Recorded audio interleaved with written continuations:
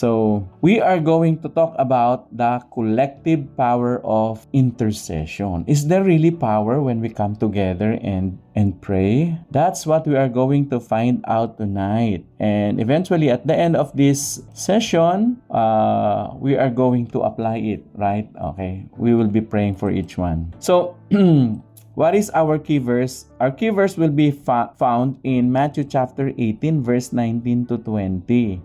In this text, it is actually the Lord Jesus Christ who was speaking to the disciples. And here's what he said. Sabi niya, again, with emphasis, again, I say to you that if two of you agree on earth concerning anything that they ask, it will be done for them. By who? By my Father in heaven. For where two or three are gathered together in my name, I am there in the midst of them. Matthew chapter 18, verse 19 to 20. You know what? From this text, from this passage, we are going to draw principles, no? Yung prinsipyo na kung saan Jesus Christ was telling us that the prayer of people who come together in unity, no, there is power. In fact, it was promised to us by the Lord God or the Lord Jesus Christ that whenever we agree together, meaning to say we are in unity, you and I will agree together, will come together, and He said, ask anything, kahit ano daw hingin natin, it shall be given to us. That is the power of, we call it intercession.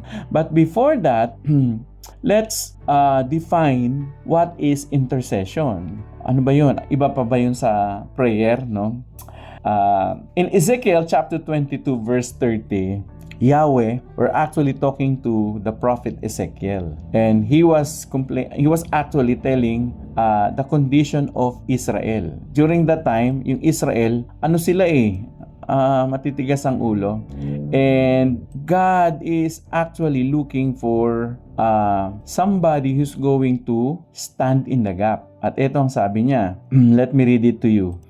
The Bible says, I searched for a man among them who would repair the wall and stand in the gap before me on behalf of the land. Anong sinasabi rito ni Yahweh? Sabi niya, naghahanap ako. I'm looking for people who are going to repair the wall. What do we mean by wall? When we say wall, they are unprotected because wall during those times serves as protection from the enemy. Naka nyo? So, if the wall of a certain city is ruined, sira, no? It means to say that they do not have any protection from the enemy. Alright? So, madali silang mapasok, and so therefore, what happened when the wall is unrepaired? So, the people is going to perish, and eventually, they're going to die because of the enemy's attack. Now, God is actually saying here, I'm looking for people who's going to repair the wall. And eventually, He said, people who are going to stand in the gap in behalf of me, meaning to say, in behalf of the land, a sinful land, and God, a holy God. Sabi niya, sino yung tatayo in between, who is going to work it out so that these people will have a good relationship with me. Nakuha niyo?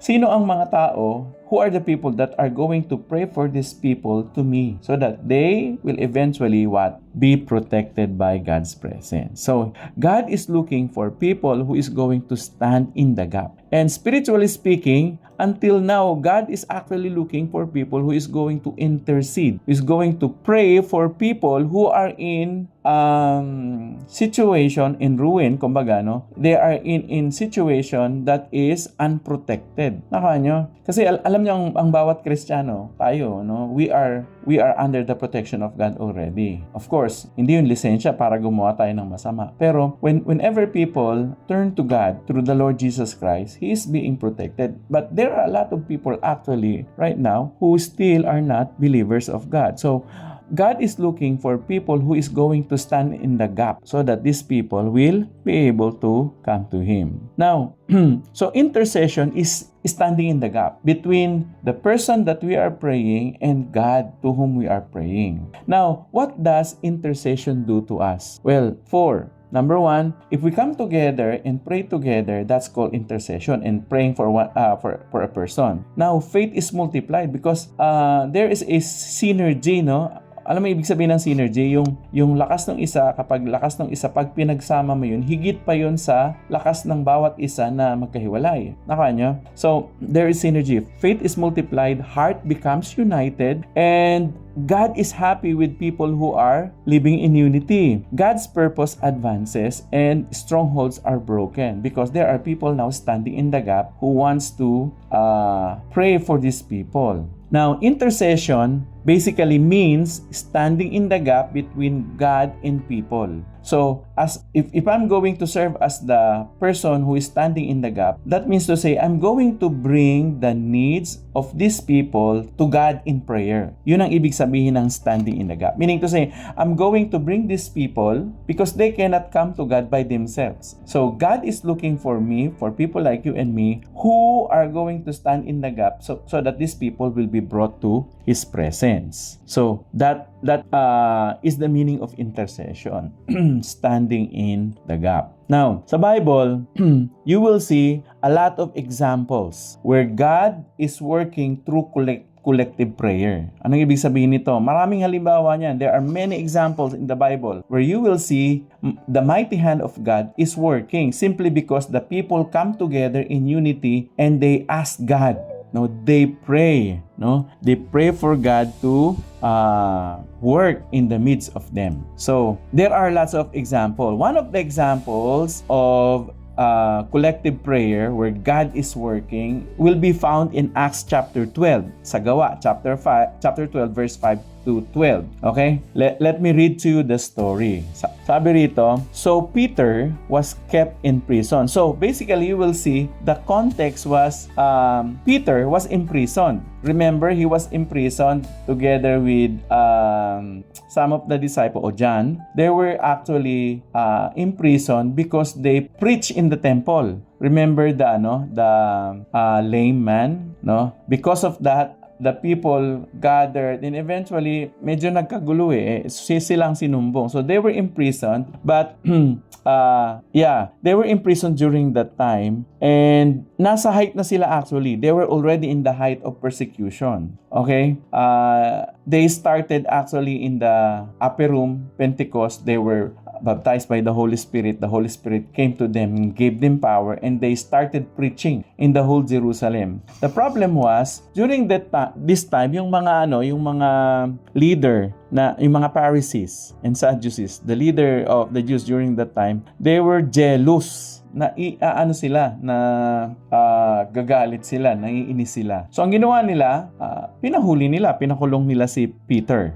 So during this time, Peter was imprisoned. But something happened to the church during that time. So what the church did? But the church was earnestly praying for him. That night, before Herod was to bring him to trial, Peter was sleeping between two soldiers, bound with two chains, and sentries stood guard at the entrance. Suddenly, an angel of the Lord appeared, and a light shone in the cell. He struck Peter on the side and woke him up. And he said, "Quick, get up," he said, and the chains fell off Peter's wrist. Ano daw nangyari? Nung si Pedro ay kinulong, immediately, the church gathered together. Collectively, they gathered together as what the Bible says, they were very seriously coming together and seeking the Lord's work, no? Powerful hand to work in the midst of Peter. So what happened? Yun nga nangyari. As they were praying, ano nangyari? The angel of the Lord came to Peter, and he said, "Put on your clothes and sandals." And Peter did so. "Wrap your cloak around you and follow me." The angel told him. Peter allowed him out of the prison, but he had no idea what was the angel was doing, and what was really happening. He thought he was seeing a vision. What happened? They passed the first and second guards. So maraming gwardiya, no? Dinaanan nila at hindi niya alam, nananaginip ba ako nito? And it came to the iron gate leading to the city. It opened for them by itself. Wow, parang parang cinematic. Pag papalabas nila, nagbubukas na yung pinto. And they went through it, and they had walked the length of one street. Suddenly, the angel left him. Eventually, when the angel secured that Peter was already out of the prison, was okay, so the angel of the Lord left Peter. So, what am I saying? Because of this, because of this, the church were actually amazed, no? Then Peter came to himself and said, "Now I know without a doubt that the Lord, look at this, the Lord has sent his angels and rescued me from Herod's clutches and from everything the Jewish people were hoping would happen." When this had dawned in him, he went to the house of Mary, the mother of John, also called Mark, where many people had gathered and were praying. So anong ginawa niya? Nung makalabas na siya, pumunta siya doon sa lugar na kung saan bahay ni John Mark. And during that time, that was actually the place where the early Christians were praying. Alright? So, what happened? Peter experienced the miraculous hand of God. Why? Because there are people praying for him. Ang tawag doon, intercession. Hindi naman si Peter ang nagpray yung church. And because the church prayed, Peter was able to experience the mighty hand of God doing in his life. Ang tawag doon, intercession. That's why we believe in intercession. When we collectively meet together in prayer. Just like this one. Another example, Acts chapter 1 verse 4. This was actually before the disciples go beyond Jerusalem. They all joined together constantly in prayer along with the woman and Mary, the mother of Jesus, and with his brother. So, during this time, Jesus Christ has a clear command. Sabi niya, wait in Jerusalem. Anong ginagawa nila doon? They were waiting, they were praying. As the Bible says in Acts 1 verse 14, they were what? Together constantly in prayer. What does that mean? They were praying. Whenever they meet together, they were praying. Okay, their lifestyle actually was a lifestyle of prayer. And not just one person, but many person who gathers together, who agrees together to praying for one another. And what happened after that? After that, Acts 2 happened. Anong nangyari sa Acts chapter 2? The Holy Spirit came, the church was born, and after that, Peter, with boldness, preached the gospel, and at one preaching, there were 3,000 people saved. Okay? You see, revival is often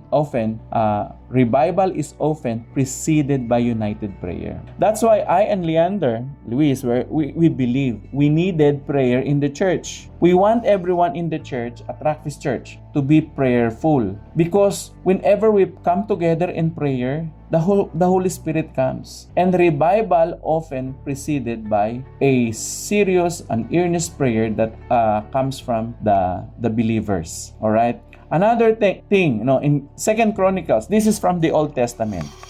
Okay, so that you and I will see that God really works through the collective prayer of people who believes in Him. 2 Chronicles 20 verse 3 to 4. After this, the Moabites and the Ammonites with some of the Meunites came to wage war against Jehoshaphat. Some people came and told Jehoshaphat, a vast army is coming against you from Edom, from the other side of the sea. It is already in Hazezon Tamar, that is in Gedi. So, what do we see in this passage? We see there's a great problem that King Jehoshaphat were actually facing. Ano yung malaking problema na yon? The problem was the Moabites, the Ammonites, and the Meunites united together and marching towards his kingdom. Anong gagawin? Para labanan sila. And you can just imagine, 3 kingdoms combined together. So malaki yun. Malaki yun. At during this time, na hindi alam ni Jehoshaphat ang kanyang gagawin. But he know what he needs to do.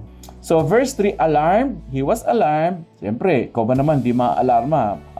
You are being attacked by 3 big kingdoms. So Jehoshaphat, he resolved to inquire to the Lord. So what he immediately decided, because of this vast enemies, a great problem before his face, he gathered these people. Sabi niya, kailangan tayo mag-pray. But not only that, he also proclaimed a fast. Alam mo, even sabihin ng fast, nag-fasting sila. Sabi niya, mag-fasting tayo. By the way, fasting is a deeper kind of gesture in prayer. Kasi you stop eating, you stop your regular activity just to seek the face in the will of God. Alright, so they were so serious that they stopped eating and they started praying all together, all of Judah. The people of Judah came together to seek what? Help from the Lord. So they come together. They came from every town in Judah. Biruin mo sa iba't ibang lugar ng Judah. Nagkita-kita sila. And all the men, listen, all the men. Sino daw? Men, mga lalaki. Men. All men of Judah with their wives and children and little ones. So, meaning to say, the whole family were praying. We're coming together with the king, and they were like, sabi rito, they stood before the Lord, and of course, they prayed and fast. He said, "Listen, King Jehoshaphat, and all who live in Judea and Jerusalem." By the way, after they were praying, Jehoshaphat, the king, were actually waiting for the message of the Lord. And because of the collective prayer and fasting of the whole family of Judah and the king, they humbled down before the Lord. God spoke to them through the prophet. And what did the prophet say? Ang sinabi ng propeta sa kanila, verse 15, because of their collective prayer, sabi, he said, the prophet said, "Listen, King Jehoshaphat, and all who live in Judah and Jerusalem." Sabi niya, makinig kayo lahat, kayong mga nakatira sa Judah.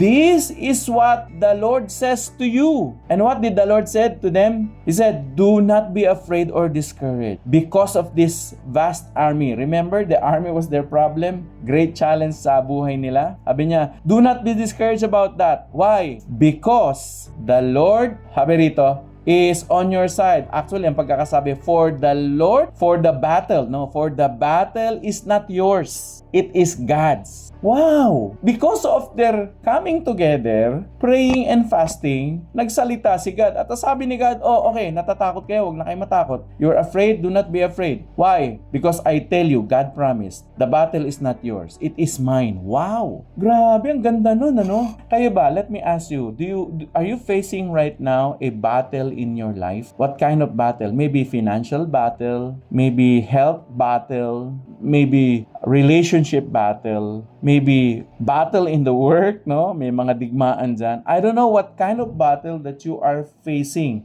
But you see, whenever we come to God in prayer, He is saying, "Don't worry, do not be discouraged, do not be afraid." Bakit? Sabi kasi ni God, "The battle is mine, it is not yours." Wow, Lord, gusto ko nung pangako mo na ito, Lord. I want this promise of yours. I want to ang tawag nito, gusto kong angkinin to. Alright, tuloy natin. So, and God said, "You will not have to fight this battle. Take up your position, stand firm and see the deliverance the Lord will give you. Judah and Jerusalem, do not be afraid, do not be discouraged." Inulit niya ulit, di ba? Yung do not be afraid and do not be discouraged. Go out, face them. Sabi niya, harapin mo yung battle na yan. Harapin mo yung problema na yan. Harapin mo yung kalaban na yan.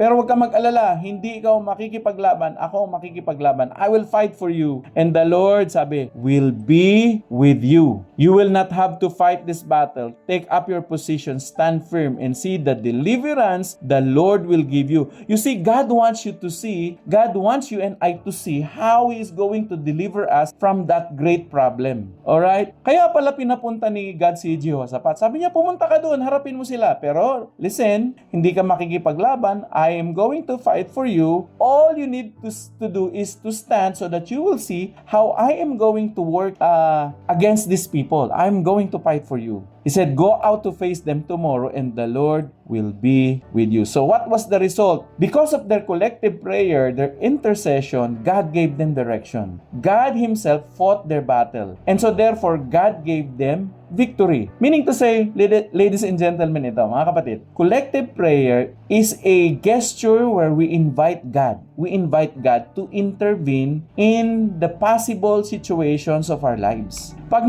nag-pray pala tayo together, ini-invite natin si God, sinasabi natin, "Lord, samahan mo kami, ikaw nang gumawa dito." That's why intercession is very, very important. So why collective intercession is powerful? Number one, it creates unity in the body of Christ. Tayo yung katawan ni Kristo tayo. So, by prayer, we align our hearts together. Diba? When you and I come together, tapos sinabi mo, pagpipray kita, Pastor June, sasabihin ko sa inyo, what can I pray for you? So, we agree together.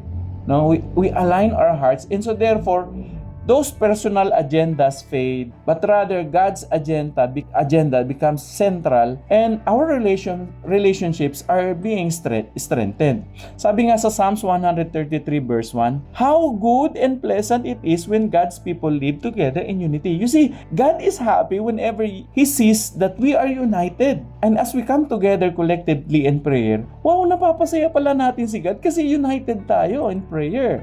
Aside from that, collective intercession is powerful because it strengthens faith. Pinapalakas nito yung pananampalataya natin. You see, when we hear other praise for us, it reminds us that God is at work. Not only that, halimbawa ako, if I am weak and somebody from you prays for me. You see, another's faith can strengthen faith of somebody. Pag mahina ang pananampalataya ko halimbawa, tapos kasama ko kayo, nanalangin tayo, nakakatulong para palakasin yung pananampalataya. Romans chapter 1 verse 12, that is, that you and I may be mutually encouraged by each other's faith. So when we meet together, we are encouraged by each other's faith. Maybe Mark's faith is going to help us to be more encouraged, and so therefore we will gain strong. Or Leander's, or maybe Alvin, no, yung pananampalataya, o maaring ang pananampalataya ng isa nanghihina na, and so therefore with your encouragement, that their faith is going to be strengthened already. Number 3, intercession is powerful because it releases spiritual power. Yes, definitely. When we pray together, God releases His power. But why? Because He is happy. Hearing others pray reminds us that God is at work, no? And Ephesians chapter 6 verse 18, and pray in the Spirit on all occasions with all kinds of prayer and request. With this in mind, be alert in all ways. Keep on praying for all the people of the Lord. Napansin nyo ba? Ilang beses binanggit? How many times in this passage the word pray was mentioned? Tingnan nga natin. And pray in the Spirit. Number 1. On all occasion with all kinds of prayers. Number 2. And request. That is also a different kind of prayer, right? With this in mind, be alert always. Keep on praying. 4 times that you and I are commanded actually to pray together, because whenever we pray together, God releases His power in the spiritual realm. Now the question is, Pastor John, sige, I'm now convinced we are going to come together and pray. So, who are the people that we should be praying for? We should be interceding. Sino yung mga tao na ipagpe-pray natin? Remember, God is calling people who are going to stand in the gap. Stand in the gap between God and who? The people. So, number 1, we have to intercede for the lost. Jesus said, Luke 19 verse 10, this is actually the very heart of Jesus. Jesus said, sabi niya, for the Son of Man, sino yun? Si Jesus yun. For the Son of Man came to seek and to save that which was lost. So, ang Panginoon, pumunta siya rito, sabi niya, pumunta siya para iligtas ang mga nawawala. So, we have to intercede. We have to pray for the lost. Alright? Number 2, who are the lost? This could be our family members. Ang tanong ko ito, who are still in your families do not know the Lord Jesus? We have to consider them as people who are still in the lost. We have to pray for them. Number 2, friends. 3, neighbors. Number 4, workmates. So, who are the people that are still lost? No, in your, ang tawag natin dito, in your immediate influence. Gusto nyo ba na pag namatay sila, hawak-hawak pala natin yung yung mabuting balita, namatay sila, hindi man lang natin nashiran. Simply because we forgot them. So, let's pray for the lost, alright? Number 2, we have to pray for the leaders. And I would say, this is my bias, I would like to pray, you and I would like to encourage you and I to pray for the leaders. 1 Timothy 2:1 and 2, I urge you first of all to pray for all people. Ask God to help them. Intercede on their behalf and give thanks for them. Tapos verse 2 may binanggit dito, pray this way for kings and for all who are in authority. So we're encouraged actually to pray for the leaders of our nation. But not only that, I would like also to say that you and I should be praying for our pastor, Pastor Jeff, Antonia, Pastor Azriel, Gemma. Ngayon, we have another pastor, Pastor Art and Joy. Pray for me also. I need your prayer. I need your prayer. Me and Joanne. So everybody actually, especially if you are a leader right now, if you are a servant leader serving at our church, you need also prayer. So we need prayer for each one. Okay? So pray this way for the kings and all who are in authority so that we can live peaceful and quiet lives marked by godliness and dignity. We are commanded to intercede for them. So pray for the pastors, ministry leaders, small group leaders, and ministry volunteers. Okay? Let's not forget them. Number 3, we have to intercede for disciple making. That is our mission. Matthew 9:37-38, Jesus said, "The harvest is great, but the workers are few." Napansin nyo ba yan? It is always, the harvest is great. There are lots of people, but few workers. So what did the Lord Jesus Christ told us to do? Verse 38, He said, "So pray to the Lord who is in charge of the harvest." Who is the Lord in charge of the harvest? The Holy Spirit. Asked Him to send more workers. So we have to pray to the Holy Spirit. Holy Spirit, send us more worker. Alam nyo, eto let me be very honest with you. For those of you who come alongside with me serving in Antipolo, I thank you because you are actually my answered prayer. Especially husband and wives. And of course, the youth, no? But I tell you, you are my answered prayer. I prayed for you. I was praying, Lord, give me more people who are going to be leaders of the church. And I thank you because you answered the call. And please join me.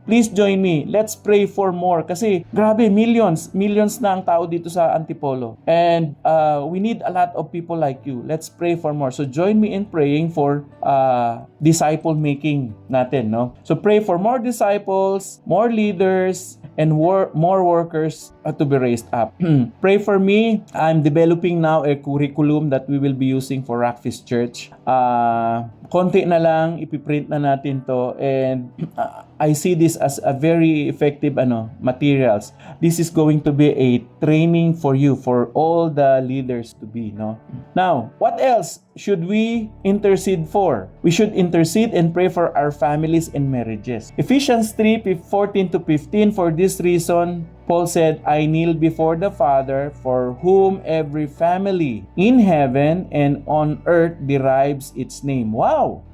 Our Father in heaven actually is the very model of every father in our family. Mga kapatid, gusto kong sabihin yan sa inyo. Lalo, I speak now here to the men. Men, you and I should be a good father to our children. Because it will be easier for our children to introduce our Father in heaven when they see us as a good model as a father. Nakawa nyo? So, we have to pray for families right now. You know what? Satan is in the attack. He is actually attacking families. He is attacking marriages. Why? Because whenever the husband and wife separates, you know who is the first casualty of that separation? It's actually the children. And the children, ito, according to the study, this is what I'm actually advocating for. The world needs a father.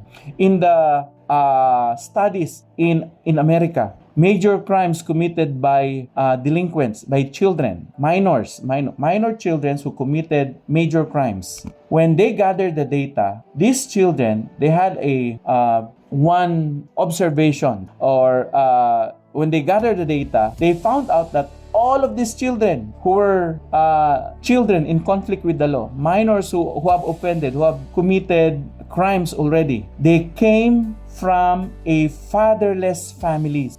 Yung mga kahit lumabas kayo dyan sa streets nyo, if you go out in the streets and you will see a lot of children living in the streets, there is a big probability that their fathers abandoned them, or their fathers were not so responsible enough to take care of them. See, yung mga bata yung naunang nagkakaproblema. The children are the ones who are the first casualty. So we have to pray for marriages. We have to pray that husband and wife will love them and will not separate, because the children are actually the first casualty. And so what happens? Yung mga bata, the children who did not feel or experience the love of their father, they're actually the children that are so hostile with the Word of God. So let's pray for our family, strong marriages, godly parenting, family restoration, and spiritual growth at home. So, last thing, what should Rockfish Church intercede for? Let's pray for Antipolo and the Philippines. Why did I insert or put Antipolo in Philippines? Because Antipolo is our mission field. But not only that, our country now is actually facing a lot of problems. And I will be very honest with you. Sometimes nag-grumble ako. Sometimes I'm not really happy of what's happening in our government. So there are times I post like, yeah, I should refrain posting negative to our government. But you see, I'm very much affected because you and I are affected. Tingnan nyo, before we used to like go to grocery with only 1,000 pesos and you can go home with big bags of groceries already. But nowadays, 1,000 pesos no longer that the value is so di ba? So small. Why? Because the government is not performing well. But you see, instead of grumbling, we have to pray for our government. Pray for Antipolo, our mission field, but let's pray for the Philippines, our country. Because righteousness exalts a nation. Proverbs 14 verse 34. But sin condemns any people. So you see, whenever the leaders of the land are unrighteous, corrupt, sinful, the people in the land also suffer. So we have to intercede for them. So in conclusion, let me conclude in this. No one is meant to walk alone. You and I can win battles together. The burdens that are too heavy can be lighter when we carry it together. So meaning to say, when the church prays together, faith is strengthened, hearts are encouraged, and God's power actually is released. God is so much happy to release His power because the people are coming to Him in unity in prayer. So let us, as a community of faith, as a community of believer, let us support one another in prayer. Let us uplift one another and intercede for one another. And today, that is what we are going to do. Okay? I want us at Rockfish Church, especially in Antipolo, to be a church that is prayerful. That whenever there's a problem, we just rally together and pray. If there's any need, we just come together and pray. If there's any sick, we come together and pray for that person. If there's any need, we come to God first in prayer and ask God's mighty working hand to work in the midst of us. That is the kind of church that I want to belong. So may I encourage you, brothers and sisters, we need to pray. Amen po ba?